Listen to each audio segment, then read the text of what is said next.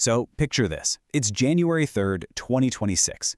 The world wakes up to absolutely stunning news. While most of us were sleeping, a massive, high-stakes military operation went down in the heart of Caracas, Venezuela. And this wasn't just any operation. It was an action that didn't just topple a leader, it sent shockwaves through the very foundation of international law as we know it. So the big question is, how on earth did we get here? How did this one single raid spark such a massive global firestorm?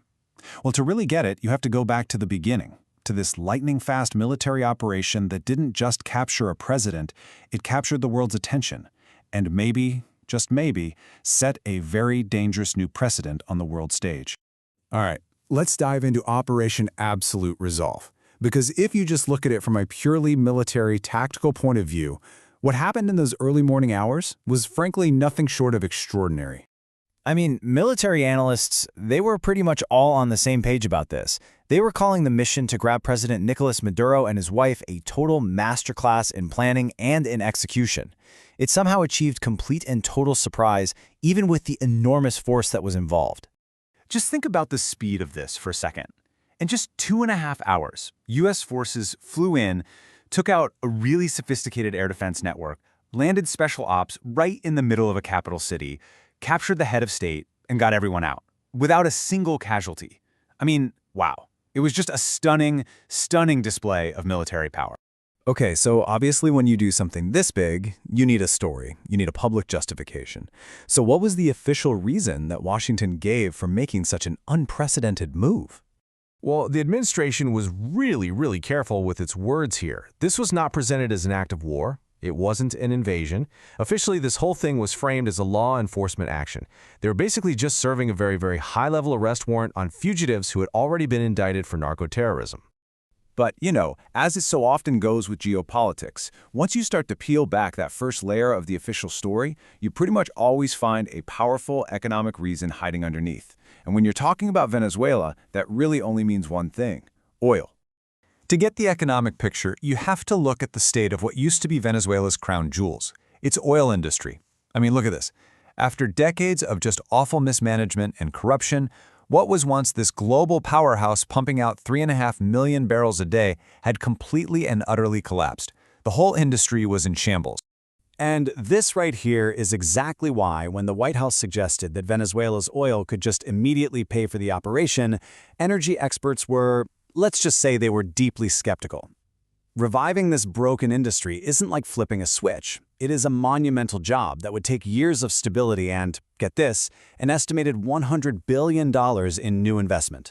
Yeah, analysts immediately started drawing parallels to past conflicts. They pointed out that this promise that oil sales can just fund reconstruction is a really familiar story. And unfortunately, it's often a pretty hollow justification for military action. We've definitely heard this one before. But the collapsing oil industry, that's really only one part of the puzzle. The story actually gets even more complicated, because it might not just be about the oil inside of Venezuela. So what if the real prize wasn't about rebuilding Venezuela's broken-down industry, but about protecting a massive, brand-new oil discovery right next door? And this is where a critical third player comes onto the scene: the country of Guyana. For a long time, Venezuela has claimed this huge chunk of its neighbor's territory, a region called the Essecobo. The big problem for Maduro? That exact same region is now home to the Stabroek Block, an absolutely colossal offshore oil field that's being developed by American energy giants. And if you look at the timeline, you can see a really clear pattern of things getting more and more aggressive. In the year before the raid, Maduro wasn't just talking.